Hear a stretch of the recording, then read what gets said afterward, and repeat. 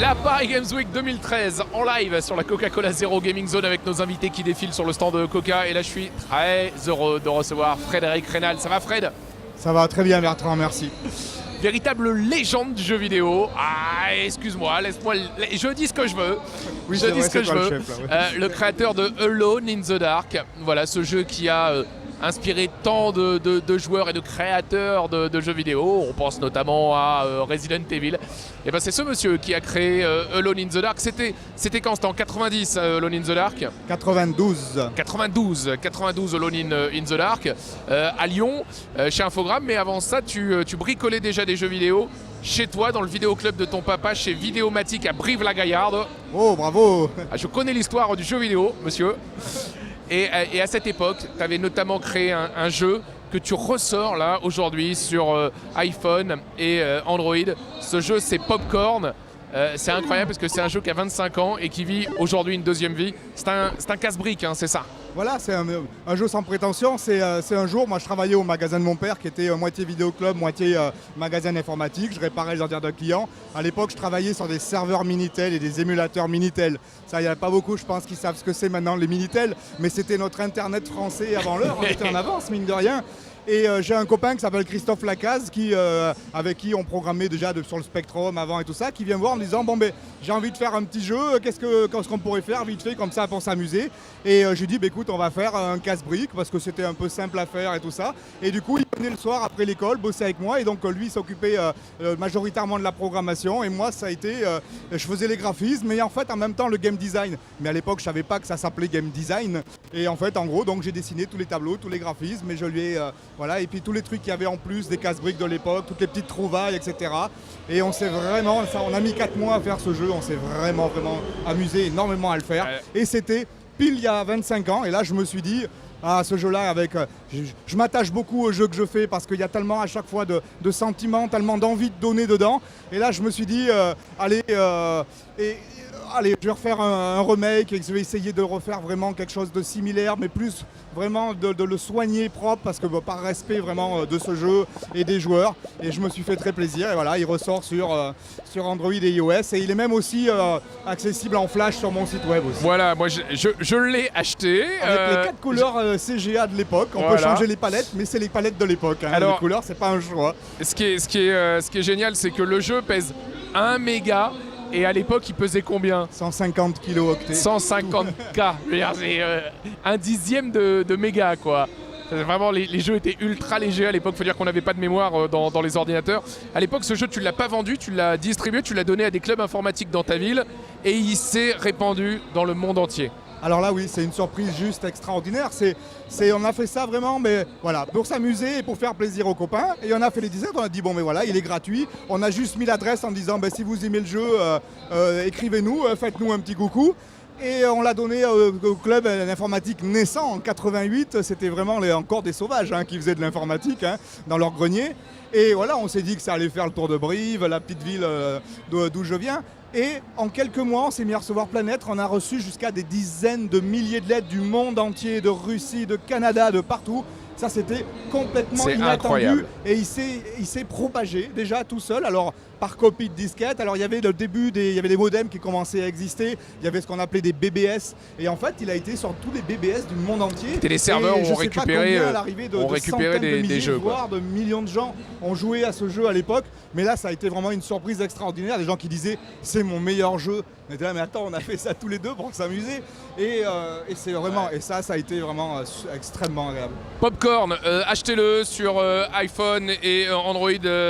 En plus, là, tu l'as dit toi-même. Là, voilà. Oui, donc, là, il faut soutenir la création française avec 25 ans de retard, puisqu'à l'époque, le jeu était gratuit. Et puis, il y a un autre jeu, c'est celui qui nous a permis d'ailleurs de nous rencontrer en 1994, qui est pour moi un jeu vraiment culte dans mon histoire d'amour avec le jeu vidéo.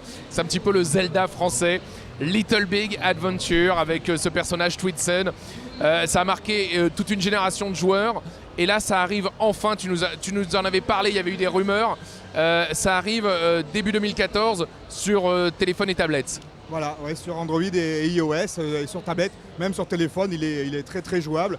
Et là vraiment, oui, c'est vraiment un jeu qui a vraiment compté beaucoup pour moi parce que ça a été le début d'Adeline Software qui a été ma première équipe vraiment à moi, entre guillemets. Ton studio. On était 12, le premier studio, on était 12 hein, dans le gros d'LBA, c'était un triple A de l'époque, mais voilà, c'était une équipe de 12 personnes. Et vraiment c'est un jeu très très particulier parce que c'était à une époque où on avait une liberté complètement totale et absolue.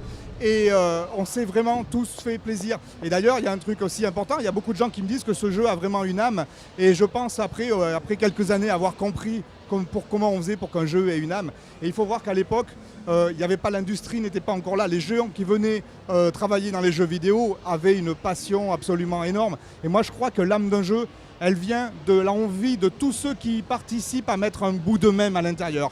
Et là, tous, mais c'était notre bébé à tous, on travaillait jour et nuit, c'était même pas travailler, on se rendait même pas compte en gros de ce qu'on faisait. Et voilà, et de tout ça, ça a fait vraiment ce jeu magique avec plein de paradoxes, plein de délires dedans, mais et on est vraiment super content maintenant de le ressortir sur Android avec l'équipe de Dotemu. Et je suis d'ailleurs au passage super content de bosser avec eux parce que c'est vraiment des gens qui aiment le jeu et qui ont envie qu'il soit bien fait. Je les embête beaucoup aussi pour le faire. Alors, comment vous allez adapter la jouabilité puisque forcément c'est pas un jeu qui a été pensé pour le tactile. C'est bon, tout va se jouer au tactile. Voilà. Alors ça a été le gros boulot parce qu'avec Didier Chanfray, on en a parlé au début, on a dit bon qu'est-ce qu'on fait de ce jeu-là? C'est-à-dire en gros, est-ce que c'est console et que ça devient une manette? Parce que ce qu'il faut voir, c'est qu'à l'époque, on avait le droit de faire des choses qui sont beaucoup plus difficiles à faire maintenant. C'est-à-dire qu'en gros, c'est un jeu d'aventure à la Zelda, avec un monde ouvert absolument immense, où on peut se perdre. Il n'y a pas de points au sol qui disent il faut aller là, il faut donc chercher où il faut aller. Il était dur à jouer en termes de visée, il était dur à jouer en termes de combat, il était dur à jouer en termes de plateforme. Et ce qu'il faut voir, c'était que c'était le début des jeux 3D et ça se jouait au clavier. Ouais. Donc c'était vraiment. Donc là, on s'est dit qu'est-ce qu'on fait? On s'est dit ce qui est important, voilà, c'est on a la chance d'avoir une aventure énorme. Il y a plusieurs dizaines d'heures de jeu, des heures de dialogue dedans. Donc qu'est-ce qu'il faut conserver? C'est ça, c'est cette histoire, c'est ce monde complètement magique dans lequel on évolue. Donc le support touch, c'est génial parce que ça va nous obliger à faire une interface beaucoup plus accessible parce qu'on ne pouvait pas garder l'interface de l'époque. Elle ne veut juste plus rien dire. Même mes enfants, ils n'y ont pas joué parce qu'ils ont dit mais on ne peut pas y jouer à ton jeu. Et là pour moi, la version tactile, c'est je veux que mes enfants, ils aiment enfin ce jeu-là, même si maintenant ils ont 20 ans. Et donc là vraiment on a simplifié l'interface, donc c'est du touch, on clique pour déplacer le personnage, on double-clique sur un monstre quand on va aller le taper, que pour lancer la balle, ce qui était très dur à l'époque, il suffit de tirer depuis Twinsen sur la cible et on lâche et la balle, la trajectoire s'affiche et ça tire là où on veut tirer. Ce qui fait qu'on a vraiment voulu lisser l'interface pour que ça soit le plus accessible possible pour profiter de cette histoire, de cette aventure qui est assez énorme pour une tablette. Il n'y a pas de jeu comme ça. Ah non, c'est énorme, c'est un jeu très très long. Franchement, je suis pressé, je vais me le refaire. Little Big Adventure. Mais surtout que pour toi aussi, c'est quelque chose de très particulier. C'est ouais, parce que oui. Little Big Adventure, c'était mon tout premier reportage. Ouais. C'est-à-dire que voilà, je débutais à la télévision et j'avais vu quelques visuels dans la presse, dans le joystick. Et j'avais voulu faire un reportage là-dessus, j'étais venu te voir à Lyon. Et c'est vrai que j'étais tout stressé parce que c'était la première fois que je faisais un reportage. Mais ça se voyait pas, parce que c'est ça aussi que je trouve extra quand même. Et ça, il faut le dire, c'est que on n'était pas habitué à la télévision en 94, c'était un peu nouveau. Et on les voit arriver tous super pro, avec le matériel Bertrand royal. Alors voilà mes questions, c'est tout super carré et tout. Waouh, ils sont impressionnants. Et il me l'a dit, mais plusieurs années après, j'étais mort de trouille, c'était mon premier reportage. Et ça, c'est vraiment un méga souvenir. Ça. Ah ouais, je l'oublierai jamais ce reportage, ni ton jeu. Merci beaucoup d'être passé par le stand de la Gaming Zone. Merci beaucoup Fred. Rendez-vous donc tout de suite sur les stores pour choper Popcorn 1988. Faut taper Top Popcorn 1988 dans les stores. Et puis rendez-vous début 2014 pour découvrir ou redécouvrir Twinsen, le héros de Little Big Adventure LBA pour les intimes.